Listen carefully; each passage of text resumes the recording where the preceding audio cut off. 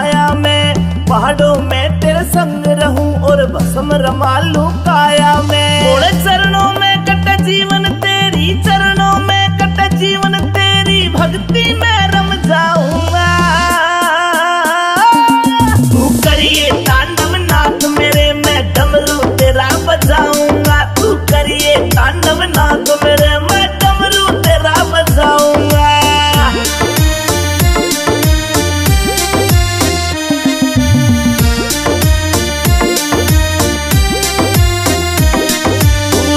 जानते प्यारा बोले तू मेरी सरकार से, तेरी भक्ति में लगा रहूं मैं भूल के सब संसार रे, भूल के सब संसार रे। तू लगे जानते प्यारा बोले तू मेरी सरकार से, तेरी भक्ति में लगा रहूं मैं भूल के सब संसार रे। या पाप की दुनिया भरी से भोले, पाप की दुनिया भरी से भोले ना इसमें रह पाऊंगा।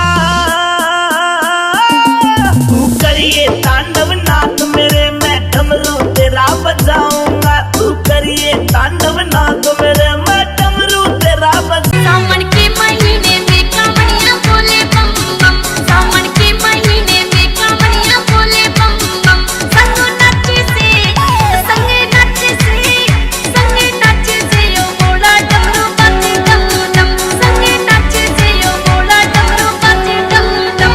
सावन के महीने में कांवड़ियां बोले बम बम, सावन के महीने में कांवड़ियां बोले बम बम।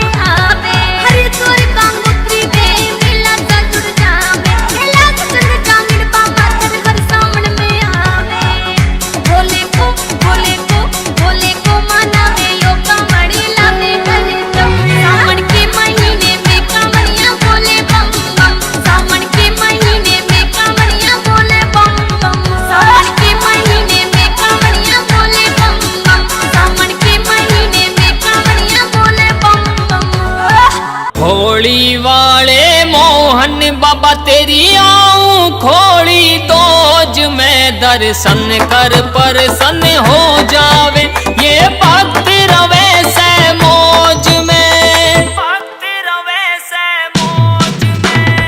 होली वाले मोहन बाबा तेरी आऊं थोड़ी दोज में, दर्शन कर प्रसन्न हो जावे, ये भक्त रवे से मौज में। अंतिल स्टूडियो सुमित चौधरी।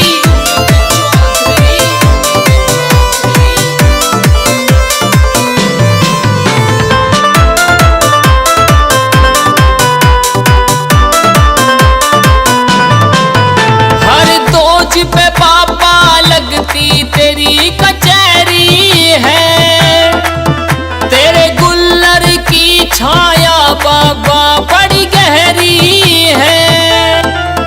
हर दोज पे पापा लगती तेरी कचहरी है, तेरे गुल्लर की छाया बाबा बड़ी गहरी है। मन मंदिर में मोहन बाबा मनाऊं रोज में, दर्शन कर प्रसन्न हो जावे, ये भक्त रवे से मौज में, भक्त रवे से मौज में। होली वाले मोहन बाबा तेरी आऊं थोड़ी दोज में, दर्शन कर प्रसन्न हो जावे, ये भक्त रवे से मौज में, भक्त रवे से मौज में।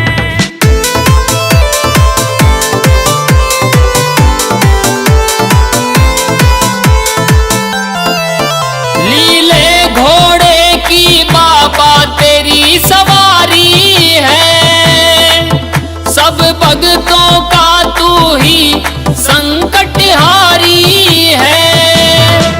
लीले घोड़े की बाबा तेरी सवारी है, सब भक्तों का तू ही संकटहारी है।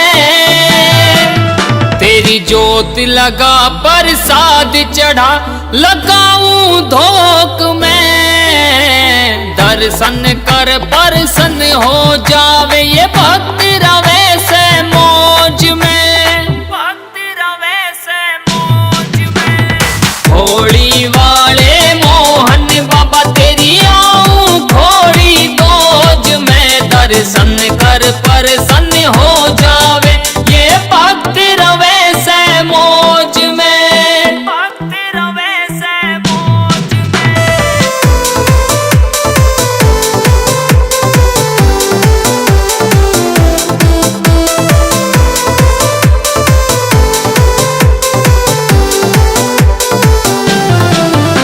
ओ अमित चौधरी ने बाबा महिमा गाई है, सुमित चौधरी भी करता तेरी पढ़ाई है। अमित चौधरी ने बाबा महिमा गाई है,